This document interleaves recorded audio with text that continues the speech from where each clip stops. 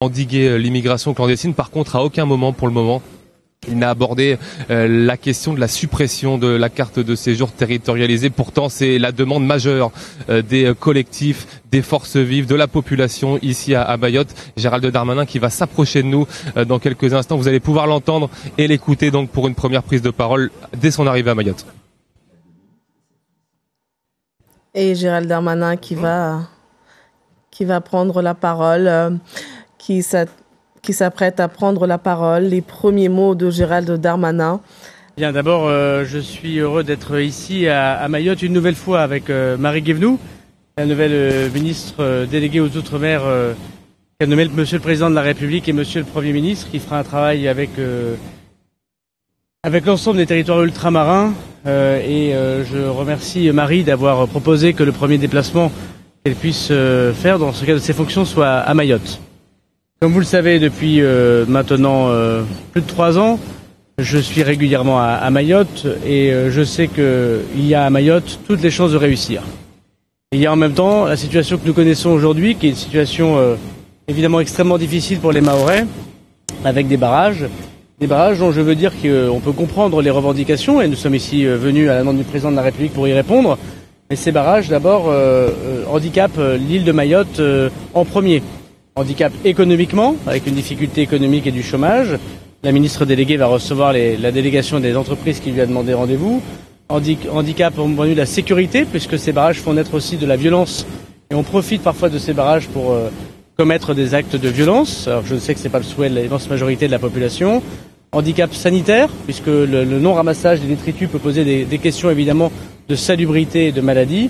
Et puis évidemment de départ, handicap d'attractivité pour Mayotte, de personnes qui repartent dans l'Hexagone, des médecins, des responsables économiques, associatifs, et c'est évidemment terrible pour Mayotte. Donc nous sommes venus là pour apporter des réponses à cette crise importante, et notamment en premier des réponses sur la question migratoire. Le président de la République m'a chargé de dire aux Mahorais que nous allons prendre une décision radicale, qui est l'inscription de la fin du droit du sol à Mayotte, dans une révision constitutionnelle que choisira le président de la République, c'est-à-dire qu'il ne sera plus possible de devenir français si on n'est pas soi-même enfant de parents français. Et nous couperons ainsi littéralement l'attractivité qu'il peut y avoir dans l'archipel mahorais. Il ne sera donc plus possible de pouvoir venir à Mayotte de façon irrégulière ou régulière, de mettre un enfant au monde ici et d'espérer devenir français de cette façon. Donc d'abord c'est une mesure extrêmement forte, nette, radicale, qui évidemment sera circonscrite à l'archipel de Mayotte. Il ne s'agit pas de le faire pour d'autres territoires de la République. Et ce sera l'objet de la révision constitutionnelle que précisera le président de la République. Deuxièmement, vous avez vu que la loi immigration a beaucoup durci les conditions de regroupement familial à Mayotte. Ça n'a pas été dit. D'ailleurs, je constate que tous les parlementaires mahorais n'ont pas voté la loi immigration. Je le regrette profondément. Pourtant, aujourd'hui, vous avez un changement radical également pour pouvoir faire venir sa famille lorsque vous êtes un étranger régulier sur le territoire national, puisqu'auparavant, il fallait avoir une présence de 18 mois sur le territoire national et un titre de séjour d'1 an pour pouvoir faire venir sa famille. C'était une des raisons pour lesquelles il y avait aussi cette immigration importante à Mayotte et qui dérègle les services publics et qui est l'objet de la revendication des Mahorais. Nous sommes passés de 18 mois à 3 ans. Il faut 3 ans de résidence désormais. Il faut avoir un titre de séjour d'au moins 5 ans. C'est-à-dire que nous allons diviser par 5, sans doute, le nombre de regroupements familial à Mayotte. Et nous nous en réjouissons. Et la loi est d'application immédiate. C'est ce que je suis venu dire au service de l'État sous l'autorité de Monsieur le Préfet, que je remercie pour son travail. Et troisièmement, puisque nous allons mettre fin au droit du sol, et que par ailleurs nous avons changé drastiquement les mesures qui visent soit au regroupement familial, soit au titre de séjour, en effet, nous allons nous donner jusqu'à la prochaine loi Mayotte, que va préciser la ministre déléguée, pour mettre fin au visa territorialisé, puisque nous aurons beaucoup moins de titres de séjour et que nous aurons plus la possibilité d'être français lorsque l'on vient à Mayotte de façon régulière ou irrégulière. Ces visas territorialisés n'ont plus lieu d'être. Et en effet, Mayotte, qui est un territoire commun à l'ensemble de la République, n'a plus à connaître cette situation. Il faut que nous fassions les choses dans l'ordre, dans les semaines qui viennent. D'abord, la ministre va le préciser, le projet de loi Mayotte qui pourra contenir les mesures législatives que je viens d'annoncer à la demande du président de la République et du Premier ministre.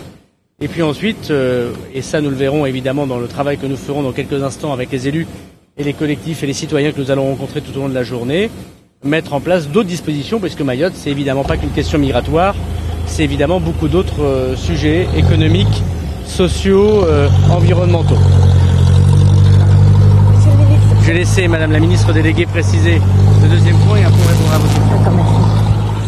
Bonjour à tous. D'abord, vous dire que c'est mon premier déplacement à Mayotte. C'est mon premier déplacement à Mayotte en tant que Française, mais c'est mon premier déplacement à Mayotte en tant que ministre de l'Outre-mer, comme l'a dit le ministre de l'Intérieur.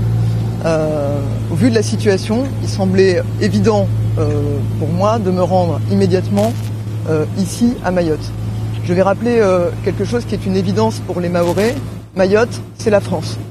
Ce qui se passe ici concerne toute la République. Et c'est bien ce que nous sommes venus dire aujourd'hui aussi. La situation, le ministre l'a dit, des barrages paralyse l'île. C'est-à-dire que dans une situation qui est extrêmement difficile, où l'île connaît des difficultés très fortes, les barrages viennent démultiplier ces difficultés. L'activité économique est au ralenti, pour pas dire pire, avec des craintes sur des reprises d'activité. La situation sanitaire peut commencer à être préoccupante. Les enfants ne vont plus du tout à l'école. Donc au fond, ce que nous sommes venus aussi dire, c'est que le ministre de l'Intérieur prend des engagements très forts, que je vais avoir à charge de délivrer et de délivrer rapidement. Je prends l'engagement de faire en sorte qu'un projet de loi d'urgence pour Mayotte, qui sera basé sur le travail qui a été fait par les élus et qui n'occultera aucun sujet. Les questions d'immigration que vient de développer le ministre de l'Intérieur, les questions de convergence sociale et les questions d'économie sociale, d'infrastructures aussi essentielles pour l'île. Aucun de ces points ne sera occulté et nous travaillerons en concertation avec les élus, les acteurs économiques et, de manière générale, la population.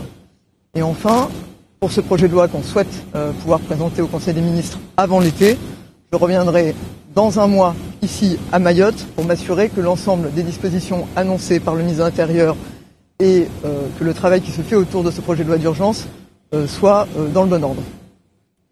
Monsieur le ministre, j'arrive de la commune de Koungou, vous traversez Magicabo. C'est une zone sinistrée bien avant les blocages par les collectifs. On reçoit des cailloux, on reçoit se matraquer à barre de fer. Ce vendredi soir, le DGS de la commune de Koungou a été agressé très violemment. Les habitants demandent davantage même de protection que d'interpellation. Qu'est-ce que vous leur répondez? D'abord, je suis venu pour établir la paix publique à Mayotte avec Madame la ministre déléguée. Je pense que vous avez vu que ma main n'avait pas tremblé lorsqu'il a fallu mettre en place l'opération Mambouchou, qui a permis l'interpellation de 60 chefs de bande. Et je remarque d'ailleurs qu'il y a quelques mois, l'ensemble des élus, l'ensemble de la population applaudissait l'État, applaudissait les forces de l'ordre, applaudissait la fermeté d'une opération que personne n'avait jamais fait sur le sol de la République. Je rappelle qu'il y a à Mayotte plus de policiers et de gendarmes qu'il n'y en a à Marseille, à Lille et à Lyon réunis. C'est bien qu'il s'agit d'une situation qui est particulière et les barrages ne permettent pas souvent aux forces de l'ordre d'intervenir. Et je constate tous les jours le fait que des policiers ne peuvent pas rejoindre le commissariat de Mamoudzou ou des gendarmes leur brigade parce qu'ils sont empêchés eux-mêmes par des barrages. Donc d'abord, si vous voulez la sécurité, il faut lever ces barrages et permettre à la police et à la gendarmerie d'intervenir.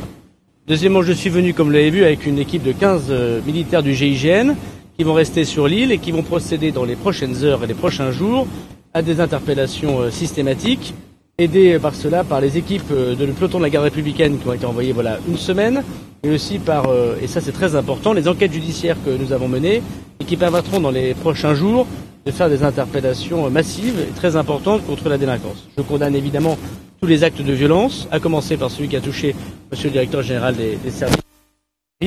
Et je regrette d'ailleurs que la condamnation de la violence ne soit pas unanime, et je regrette par ailleurs que la demande de lever des barrages ne soit pas unanime. On ne rétablit pas la paix publique en France, puisque Mayotte c'est la France, dans une situation qui pourrait être qualifiée d'insurrectionnelle.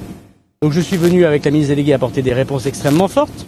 Je pense que chacun mesure ici l'histoire très importantes et des réponses extrêmement fortes, institutionnelles, que la fin du droit du sol sur un territoire de la République. Il a été demandé depuis longtemps par un président. Le président de la République prend des mesures extrêmement courageuses.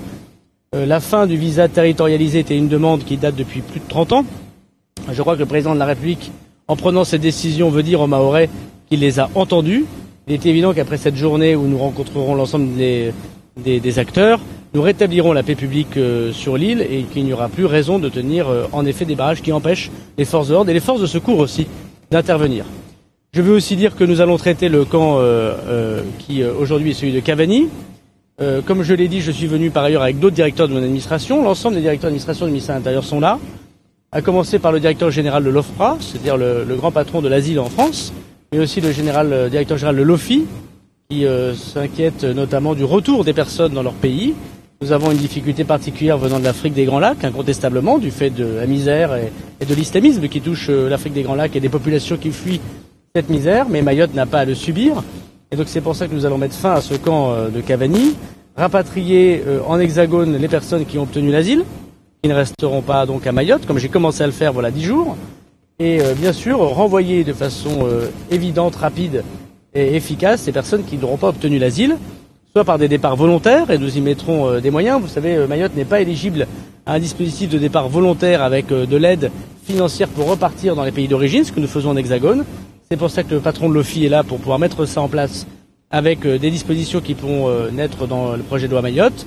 C'est très concret et c'est très efficace. En hexagone, les départs volontaires sont plus nombreux que les départs forcés.